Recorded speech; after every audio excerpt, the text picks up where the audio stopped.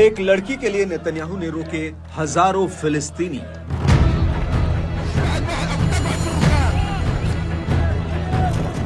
उस लड़की के लिए हमास तक से भिड़ गए नेतन्याहू।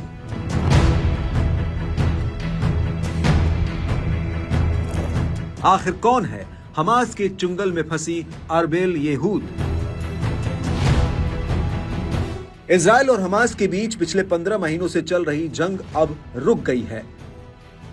दोनों पक्ष एक दूसरे पर युद्ध विराम समझौते के उल्लंघन का आरोप मढ़ रहे हैं। सीज फायर डील लागू होने के बाद से हमास इजराइल पर गाजा वासियों को उत्तर की ओर लौटने से रोकने का आरोप लगा रहा था।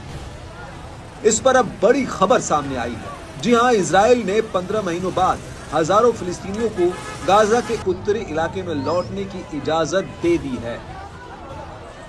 इसके बाद से हजारों की तादाद में गाजा के लोग अपने घरों की तरफ लौटने लगे हैं। दरअसल इजराइल और हमास के बीच सीज फायर डील में यह तय हुआ था कि इजराइल 25 जनवरी से उत्तरी गाजा में फिलिस्तीनी लोगों को लौटने की अनुमति देगा। हालांकि इजराइल हमास के बीच विवाद की वजह से इसमें 2 दिन की देरी हुई। दरअसल इजराइल का आरोप था कि हमास ने आखिरी वक्त पर एक इजरायली बंधक को नहीं रिहा किया। ऐसे में इजराइल ने धमकी दी थी कि जब तक अरबेल येहूद को रिहा नहीं किया जाता है तब तक इजराइल गाजा के लोगों को उत्तर में लौटने नहीं देगा। आइए अब आपको बताते हैं अरबेल येहूद की पूरी पहचान। अरबेल एक इजरायली नागरिक है जो उन बंधकों में से एक है जिन्हें 7 अक्टूबर 2023 के दिन हमास ने इजराइल में घुसकर किडनैप किया था। इजराइल और हमास की अपनी जिद के चलते हजारों फिलिस्तीनी कई दिनों से सीमा पार करने का इंतजार कर रहे थे।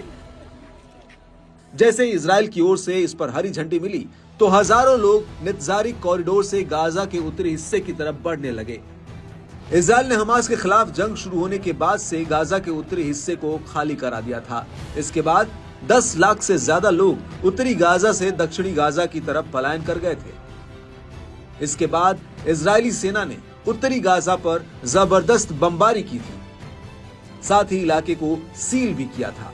बता दें कि बीते 26 जनवरी को फिलिस्तीनी लोगों की उत्तरी गाजा में वापसी अटकती नजर आ रही थी। ऐसा तब होता नजर आया जब इजराइल ने हमास पर बंधकों की रिहाई में कथित गड़बड़ी का आरोप लगाया था।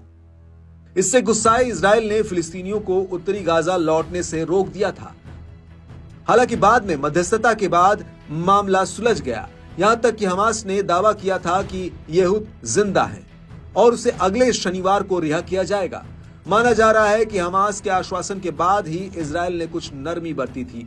बहरहाल इजराइल और हमास के बीच की सीज फायर डील के तहत हमास इस हफ्ते इजराइल के 6 बंधकों को रिहा करेगा।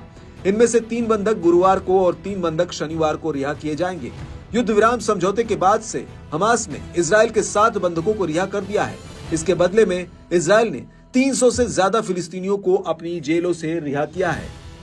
इजराइल और हमास के बीच युद्ध विराम का पहला चरण मार्च की शुरुआत तक चलेगा, जिसमें हमास इजराइल के 33 बंधकों को रिहा करेगा। इसके बदले में इजराइल करीब 2000 फिलिस्तीनी कैदियों को रिहा करने के लिए तैयार हुआ है।